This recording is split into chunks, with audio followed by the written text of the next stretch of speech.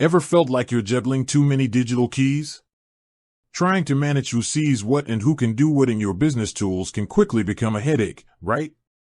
Especially when you're working with a team, keeping everything secure and organized is paramount. Imagine accidentally granting someone access to sensitive financial information or having a team member unable to complete a crucial task because they lack the necessary permissions. Frustrating, isn't it? Well, if you're using Relay, you're in luck. Relay is designed with team collaboration in mind, and setting up team member access is a breeze once you know how. It's all about control, security, and making sure the right people have the right level of access to get their jobs done efficiently without compromising your business's sensitive data.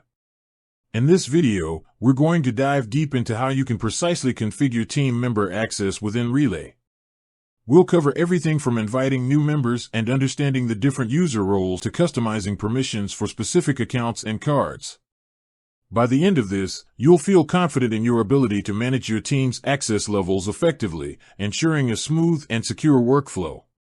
So, grab a cup of coffee, settle in, and let's unlock the power of team member access in Relay. First things first, inviting new members to your Relay workspace is the foundation of team collaboration. You can't grant access if they're not part of your digital team, right?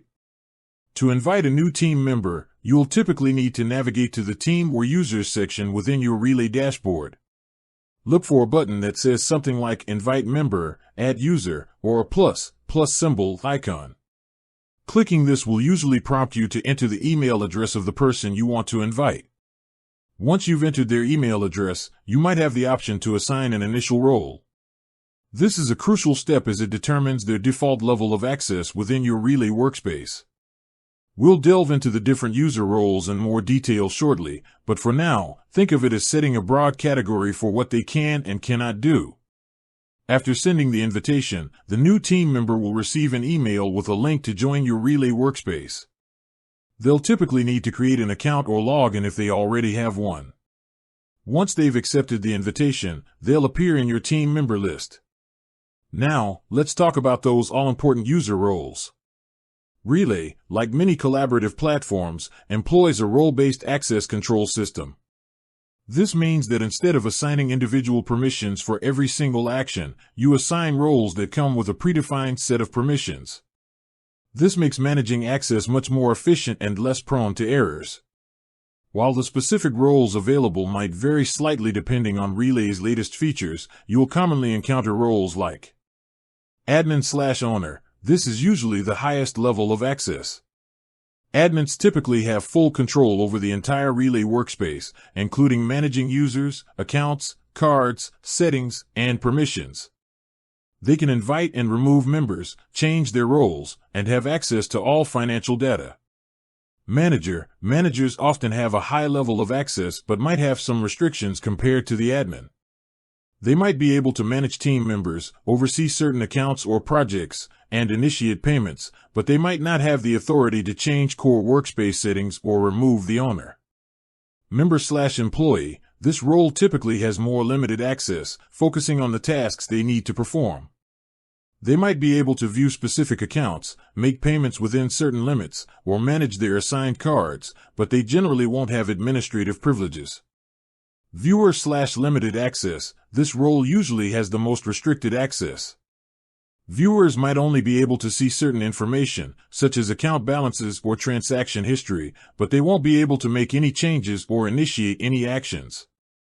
Understanding these roles is crucial because it allows you to grant the appropriate level of access to each team member based on their responsibilities within your organization. It's always best to adhere to the principle of least privilege, meaning you should only grant team members the minimum level of access they need to perform their duties effectively. This minimizes the risk of accidental errors or unauthorized actions. Now, let's get into the nitty-gritty of customizing permissions. While roles provide a great starting point, you'll often need to fine-tune access levels for specific accounts, cards, or functionalities within Relay. This is where the real power of granular control comes in. For accounts, you might want to grant different levels of access to different team members. For example, Your accounting team might need full access to all transaction details and the ability to export statements for all accounts. A project manager might only need to view the balance and transaction history of the account associated with their specific project. A marketing team member might only need the ability to initiate payments from a designated marketing budget account. Relay typically allows you to customize these permissions on a per-account basis. You might be able to specify whether a team member can view balance and transaction history. This allows them to see the financial activity of the account. Initiate payments. This allows them to send money from the account. You might even be able to set spending limits. Manage account details. This could include things like updating the account name or settings, usually restricted to higher-level roles. Export statements. This allows them to download records of the account's financial activity. Similarly, when it comes to cards, you'll likely want to control who can use which cards and what their spending limits are. Relay usually offers robust card management features, allowing you to assign physical or virtual cards to specific team members. This ensures accountability for spending. Set spending limits per card. You can often set daily, weekly, or monthly spending limits to control expenses. Control where the card can be used. You might be able to restrict usage to online transactions, in-person purchases, or specific merchant categories.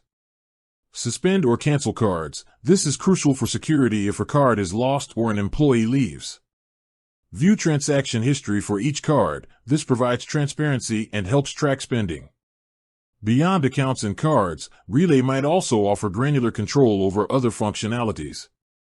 For instance, you might be able to control who can create and manage users, usually restricted to admins. Control who can modify workspace settings, also typically an admin-level privilege. Manage integrations with other tools. You might want to limit who can connect or disconnect third-party applications.